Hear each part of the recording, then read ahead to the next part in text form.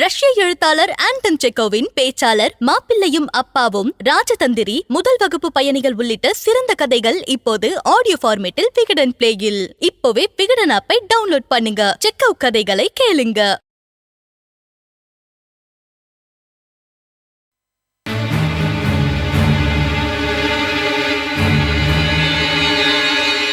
Sir கிட்ட இருந்து மெட்டீரியல்ஸை நான் கடன் வாங்கி உங்க வீட்டை முழுசா நான் கட்டி முடிச்சு உங்ககிட்ட ஒப்படைச்சிடுறேன்.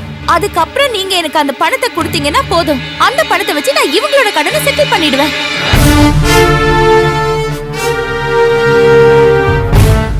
இப்ப நீங்க எல்லாரும் பண்ண வேண்டியது கொஞ்சம் பொறுமையா எந்த பிரச்சனையும் பண்ணாம இருக்கிறது தான். உங்க எல்லாரோட ஒத்துழைப்பும் இருந்தா போதும். நீங்க என்ன எதிர்பார்த்து அபார்ட்மெண்ட்ஸ்க்காக பணத்தை கொடுத்தீங்களோ அந்த அபார்ட்மெண்ட்ஸ் உங்களுக்கு கிடைக்கும். இதெல்லாம் ரொம்ப ஈஸியா முடியற மாதிரி பேசுறிய. இப்படி ஈஸியா முடியற காரியமா இருந்தா உங்க அப்பா ஏன் ஓடி போகணும்?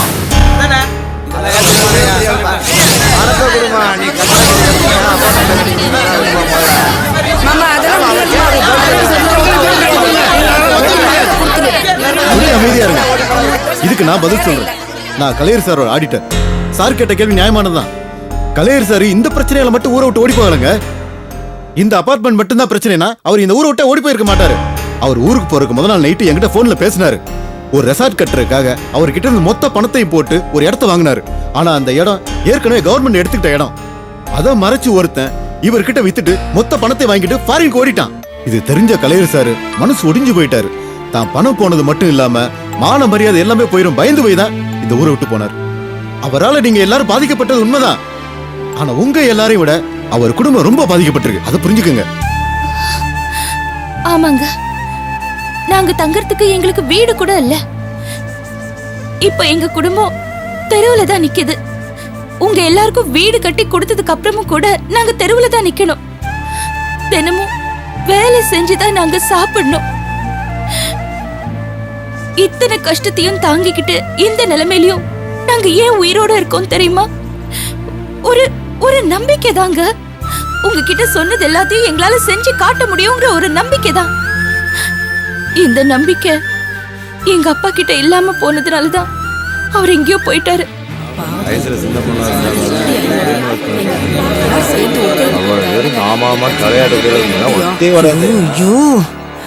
என் தம்பி மனத்தை ஏலம் போடுற பாருவ. இதுதாங்க எங்க நிலைமை. இந்த அபார்ட்மெண்ட்ஸை கட்டி கொடுக்கறதுனால எங்களுக்கு எந்த லாபமும் இல்ல. ஆனா உங்க எல்லாரோட சாபத்துக்கும் ஆளாகாம இருக்கலாம். எங்க அப்பா இத்தனை வருஷமா கட்டி காப்பாத்தின நாணயத்தை காப்பாத்துறதுக்காக தாங்க இப்படி எல்லாம் செய்யறோம். நீங்க எல்லாரும் கொஞ்சம் ஒத்துழைச்சிங்கன்னா போதுங்க. சும்மா இருங்க, பேசாதீங்க. அம்மா, நீ சொல்ற யோசனை நல்லா தான் இருக்கு, சொல்லுமா. அது மட்டும் இல்லங்க, உங்களுக்குள்ளே ஒரு 4 பேர் சேர்ந்து குழுவா அமைச்சு தினம் இங்க வந்து வீட்டு வேலை நடக்குதா இல்லன்னு பாத்துட்டு போங்க. என்னமேங்களா, நான் சொன்னது சரிதானே? சரிதான் சார். நீங்க எல்லாரும் என்ன சொல்றீங்க? எனக்கு ரொம்ப சம்மதம் தாங்க. நம்புற மாதிரி நம்ம நல்லபடியா வீடு கிடைச்சிரும். அம்மா, நீ சொல்றது எனக்கு சம்மதமா? யாருக்கு சம்மதமா எல்லாரும் கையை தூக்குங்க. சம்மதம். வாங்கடா. எங்க 3 பேருக்கு இதுல சம்மதம் இல்லைங்க. எங்க பணத்தை எடுத்து வைங்க, நாங்க போயிட்டே இருக்கோம். சார், பணம் இல்லாததுனால தானே சார் இப்படி ஒரு ஏற்பாடு. அதுவும் இல்லாம நீங்க அபார்ட்மெண்ட்காக தானே பணத்தை கொடுத்தீங்க. அம்மா, மத்தவங்க ஒத்துக்கிட்டோம். எங்க 3 பேருக்கு இதுல சம்மதம் இல்லை. எங்க பணத்தை எடுத்து வைங்க, நாங்க போயிட்டே இருக்கோம். உங்க வீடு வேணாம், ஒரு மண்ணு வேணாம். சரிங்க. இந்த பில்டிங்கை கட்டி முடிச்சிட்டு உங்க 3 பேரோட அபார்ட்மெண்ட்ஸை வித்துட்டு உங்க பணத்தை உங்ககிட்ட கொடுத்துடுறோம். சரிங்களா? ஓஹோ, அது வரைக்கும் நாங்க காதுல பூச்சி தீட்டு உட்கார்ந்துருக்கணுமா? என்ன சார் இப்படி பேசுறீங்க? அவங்க கிட்ட பணம் இருந்தா ஏன் சார் உங்களை எல்லாம் கூப்பிட்டு வச்சு இப்படி பேச போறாங்க? தயவு செய்து புரிஞ்சுக்கங்க. ஏங்க, இவ்ளோ தூரம் சொல்றாங்கல்ல, எல்லாரும் பேசி ஒரு முடிவுக்கு வந்த பிறகு நீங்க புதுசா ஒரு பிரச்சனை உருவாக்கிட்டு இருக்கீங்க. உங்கள மாதிரி இல்சவாய்த்தனமா இருக்கிறதுக்கு நாங்க தயாரா இல்லம்மா. அண்ணன் தம்பி நாங்க 3 பேரு ஒரே இடத்துல ஒற்றுமையா இருந்து ஒன்னா குடும்பம் நடத்தலாம் நாங்க நினைச்சோம். ஆனா இது வரைக்கும் நடக்கல. இங்க பாருமா, எங்களுக்கு கொடுக்க வேண்டிய பணத்தை நீங்க கொடுக்கணும். கொடுக்கலன்னு வைங்க, அதுக்கப்புறம் என்ன பண்ணுவீங்க? நடக்கும் இல்ல சொல்லுங்க, என்ன பண்ணுவீங்க?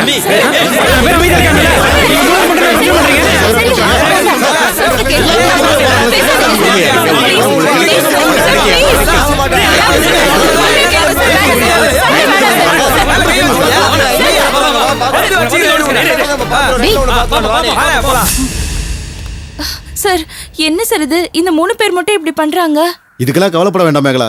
சில பேர் இப்படிதான் இருப்பாங்க. பாத்துக்குவோம். மன்னிச்சிருமா. நீ இவ்வளவு அக்கறையா இந்த பிரச்சனையை தீர்க்க போறேன்னு தெரிஞ்சிருந்தா அன்னைக்கு உங்க வீட்டுக்கு வந்து நான் சண்டையே போட்டிருக்க மாட்டேம்மா. ஆமாம்மா, இவ பேச்ச கேட்டு நீங்க குடி போன இடத்துல நானும் வந்து ரொம்ப பிரச்சனை பண்ணிட்டேன். மன்னிச்சுக்கம்மா. பரவாயில்லைங்க.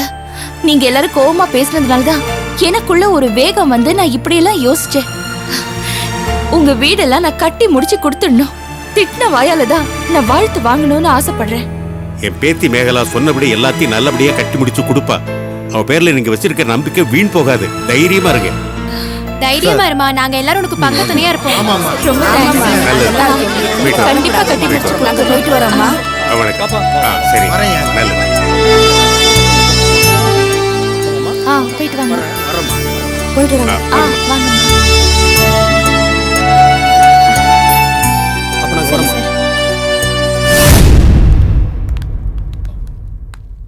தீம் திரன திரன திரன திரன திரன தீம் திரன திரன திரன திரன திரன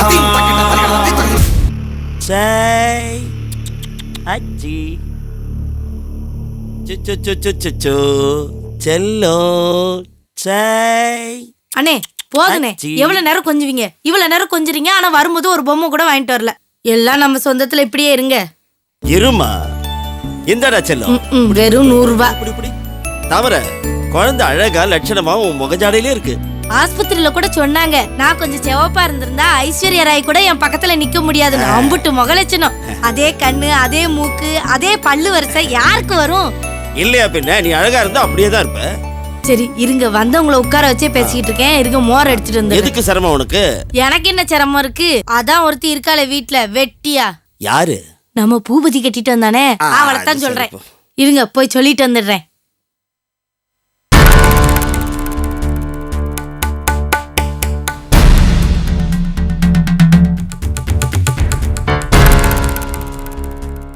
கண்மணி, வந்தவங்களுக்கு காப்பி தண்ணி கொடுக்காம என்ன முட்டைய வச்சுட்டு இருக்க? எப்பவும் ரூம்ல தனியா உட்கார்ந்து பீல் பண்ணி அழுதிட்டு இருக்கிறது. இழுமூஞ்சி, வீட்டுக்கு வந்தவன் எப்பவும் அழுதுகிட்டே இருந்தா வீடு நல்லா வழங்கும். எங்க இருந்து பிடிச்சிட்டு வந்தாங்க? இப்படிதான் மூலையில உட்கார்ந்து அழுதிட்டு இருக்காங்க. எனக்கும் மாமியார் இருக்கதான் செய்யுது. அம்மாடி, அவ கிடக்குறாமா. அவ பேசுனதெல்லாம் நீ மனசுல ஒண்ணு வச்சுக்காதம்மா. அதெல்லாம் இல்ல அத்தை. அண்ணா அத்தை. என்னம்மா, என்ன வேணும்? எதுவா இருந்தாலும் என்கிட்ட தயங்காம கேளு. என்ன? நான் எங்க அம்மா வீட்டுக்கு போய் ஒரே ஒரு தடவை எங்க அம்மாவை பார்த்துட்டு வரட்டுமா? எனக்கு அம்மாவை பார்க்கணும் போல இருக்கு. அவங்க ஞாபகமாவே இருக்கு. மனசுக்கு ரொம்ப கஷ்டமா இருக்கு. என்னம்மா இது? அம்மா வீட்டுக்கு போகணுங்கிறது சாதாரண விஷயம். அதை இப்படி தயங்கி தயங்கி கேட்கிற. என்ன பண்றது? இந்த வீட்டு சூழ்நிலை அப்படி இருக்கு. இது பாரு, கொஞ்சம் பொறுமையா இருமா. ஏதாவது ஒரு காரணம் சொல்லி நான் உன்னை உங்க அம்மா வீட்டுக்கு அனுப்பி வைக்கிறேன். இது பாரு, எப்படி நெத்தி செவந்து போயிருக்கு. இப்படி அம்மா இடிச்சுக்கிறது. இந்த வீட்டு பிரச்சனையே தலைக்கு மேல இருக்கு. நீயும் ஏமா உன் உடம்ப ரணப்படுத்திக்கிற? சரி தவிர, அப்ப நான் கிளம்புறேன். இருங்கண்ணா, மோர் குடிச்சிட்டு போங்க. ஏ கண்மணி, இங்க ஒருத்தி நான் மெண்டல் பிடிச்ச மாதிரி கத்திட்டு இருக்கேன். நீ என்ன காதுல புளி வச்சு அடைச்சிருக்கியோ? இங்க வாடிச்சிக்கிறோம். இங்க பாரு, நில்லுமா நில்லு. என்ன நினைச்சிட்டு இருக்காவ? நீங்க ஒரு நிமிஷம் இரு. இத வர, இத வரமா. அத்தை அத்தை வேண்டாம் அத்தை. ஏய் ப்ளீஸ் இருமா. என்னடி ஒரே இடத்துல உட்கார்ந்துட்டு கண்மணி கண்மணின்னு ஏல விட்டுட்டு இருக்க? என்ன நினைச்சிட்டு? நான் அவள தான கூப்பிட்டேன், நீ எதுக்கு வந்து கத்துற? பாவுண்டி அந்த பொண்ணு உடம்புக்கு முடியாதவ. அத பத்தி ஒரு வார்த்தை கூட உன்னால கேட்க முடியல. ஓன்னு காட்டு கூச்சல் போட்டுட்டு இருக்க. வாட்டம் தாங்க முடியல தாமரை. சொல்லிக்கிட்டே இருக்க. பெத்த பொண்ணு பிள்ளை பத்தி கிடக்குற. என்ன கவனிக்கிறத விட்டு மருமக பக்கமே பேசுறத? நீ உட்கார்ந்த இடத்துலயே ஓட்ட அதிகாரம் பண்ணிட்டு இருப்ப. நான் உன்னை தாங்கன்னு தாங்கணுமா? இத பாரு, இனிமே அவளை திட்டவளெல்லாம் வச்சுக்கிட்டு நீ என்ன எப்பவுமே அவ பக்கம் செஞ்சிட்டு இருக்க? வந்த விருந்தாளிக்கு ஒரு மோர் கூட கொடுக்க முடியாத அவளால? உனக்கு அவருக்கு மோர் கொடுக்கணும் அவ்வளவுதானே? அத சொல்லிட்டு போயே ஏன் இப்படி ராட்சசி மாதிரி கத்திட்டு இருக்க? நீ வீடு உட்காருங்கனே. அவ கிடக்குற. அவ கொழுப்படுத்து போய் செவுத்துல முட்டினா அதுக்கு நான் என்ன பண்ண முடியும்? என்னம்மா சொல்ற? நீங்களே கதையை கேளுங்கனே. அவங்க அப்பா ஊரெல்லாம் கடன் வாங்கி ஏமாத்தி ஓடி போயிட்டாரு. நம்ம வீட்டுல வேற எக்கச்சக்கமா பணத்தை வாங்கி எங்களை ஏமாளி ஆக்கிட்டு போயிட்டாரு. இது கேட்டது தப்பானே? உங்க அப்பா கடனை வாங்கிட்டு ஓடி போயிட்டாரேன்னு கேட்டதுக்கு என்னமோ ரோஷத்துல ஆக்ரோஷமா உயிரே விடுற மாதிரி செவுத்துல போய் முட்டிக்கிட்டா. நல்ல வேலை, வீடு மாறிட்டோம்.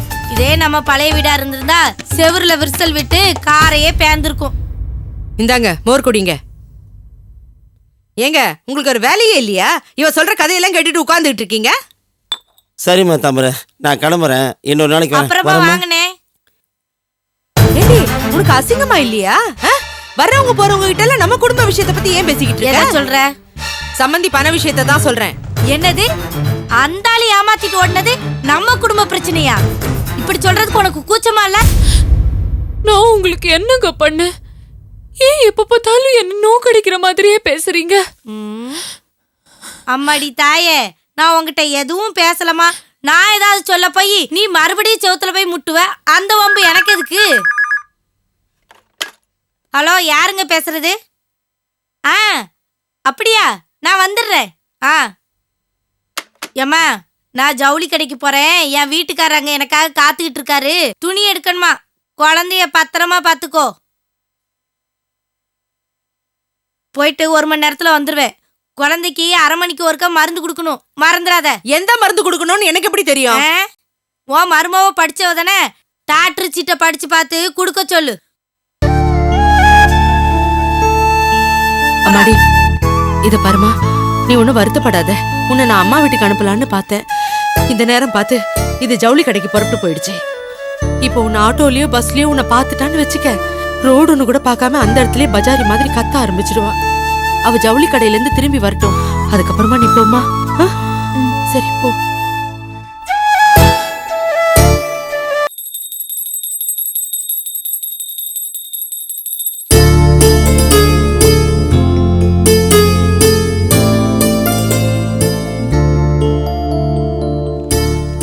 இந்தாம்மா சாமி பிரசாதம், குங்குமம் வச்சுக்க. இந்த வேலை உனக்கு கண்டிப்பா கிடைக்கும். தேங்க்ஸ் அத்தை. ஆல் தி பெஸ்ட் சக்தி. அவங்க கேக்குற எல்லா கேள்விகளுக்கும் தைரியமா பதில் சொல்லு. என்ன? சரிங்க மாமா. அப்படி ஏதாவது கேள்வி தெரியலன்னு வச்சுக்கோங்க, தெரியலன்னு பிராங்கா சொல்லிரு. அதையும் போல்டா சொல்லணும். சரி. ஆமா, அவர்கிட்ட படிச்ச ஸ்டூடெண்ட்ஸ் எல்லாம் அப்படித்தான் சொல்லுவாங்க. துர்கா, இது பாருமா, உன்னுடைய ஸ்மார்ட்னஸுக்கும் டேலண்ட்டுக்கும் நிச்சயமா உனக்கு வேலை கிடைக்கும். All the best. தேங்க்யூ மாமா. போலாமா? ஒரு நிமிஷமா. தேங்க்ஸ் அத்தை. எத்தனை வாட்டி தேங்க்ஸ் சொல்லுவேன்? போங்க, டைம் ஆயிடுச்சு.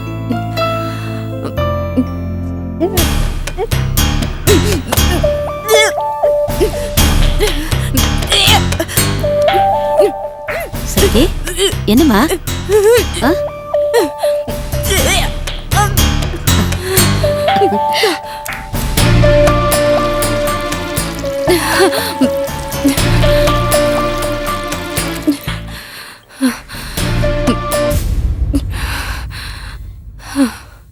என்னம்மா, வயிற்று பரட்டுதா? தலை சுத்துதா? லேசா.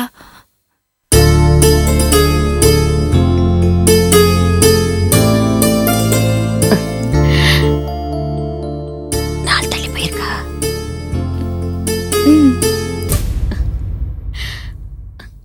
மா, என்னம்மா? சக்தி, என்ன சக்தி? துர்கா, என்ன? திவா அப்பாவாக போறா, நாம பாட்டி தாத்தாவ போறோம். நிஜமாவா? அதுவாதான் இருக்கணும். சக்தி வா, வந்து உட்கார். நல்லா ரெஸ்ட் எடுக்கணும். ஐயோ, நான் நல்லா இல்லம்மா, இருக்கேன் வா, அத்தை. வந்து உட்கார். மெதுவா. ஐயோ, டைம் ஆயிடுச்சு, இன்டர்வியூ வேற போகணும். வா வா வா. எனக்கு ஒண்ணும் இல்ல அத்தை. வரமா. பைக்லயா போறீங்க? ஆமா, ஏன்? இல்ல, பைக்ல வேண்டாம், ஏதாவது கால் டாக்ஸி வர சொல்லி அழைச்சிட்டு போ. சரி, நான் பாத்துக்கிறேன். இன்டர்வியூ போயிட்டு அதே வண்டியில ரிட்டர்ன் வந்துட்டோம். சரி வா போலாம். ஏன் திவா, சக்தி இன்டர்வியூக்கு கண்டிப்பா இன்னைக்கே போகணுமா? ஆமாம்மா, நான் என் ஃப்ரெண்டு கிட்ட பேசி அவன் பாஸ் கிட்ட சொல்லி ஸ்பெஷலாக அரேஞ்ச் பண்ணியிருக்காங்கம்மா. போயே ஆகணும், அதுதான் முறை. துர்கா, அவங்க போயிட்டு வரட்டுமே. சக்தி இந்த இன்டர்வியூக்கு கண்டிப்பா போகணும். போயிட்டு வாமா. வரமா. பத்திரமா போயிட்டு வாங்க. ஏங்க, இந்த நிலைமையில சக்தி அவசியம் வேலைக்கு போகணுமா? எனக்கு அவளை இன்டர்வியூக்கு அனுப்புறதுக்கு மனசே இல்லைங்க. இன்டர்வியூக்கு போகக்கூடாதுன்னு சொல்றதுக்கு வாய் வரைக்கும் வார்த்தை வந்துருச்சு. அதுக்கப்புறம் அதை சொல்லி ஏதாவது சண்டை வந்துருமோன்னு அப்படியே முழுங்கிட்டேன். ஏன் சக்தியை சண்டைக்காரியாவே பாக்குற? பக்குவமா சொன்னா சக்தி புரிஞ்சுக்கிற டைப் தான். ராத்திரி உங்க 2 பேர்த்திட்டையும் பேசுனேன். அதை உணர்ந்துகிட்டு அந்த பொண்ணு எவ்வளவு பக்குவமா பேசுறேன். என்ன பண்றது, மருமகளுக்கு இந்த வேலை கிடைக்க கூடாதுன்னு கடவுளை வேண்ட வேண்டியதுதான். துர்கா, ஆமாங்க, இந்த வேலை கிடைக்கலன்னு வைங்க, அப்புறம் பக்குவமா பேசி இந்த வேலையெல்லாம் வேண்டாம், வீட்லயே ரெஸ்ட் எடுமா அப்படின்னு சொல்லிடலாம். என்ன சொல்றீங்க? நீ ஏன் அவசரப்படுற? கொஞ்சம் பொறுமையா இரு. இன்டர்வியூ முடிச்சிட்டு வரட்டும்.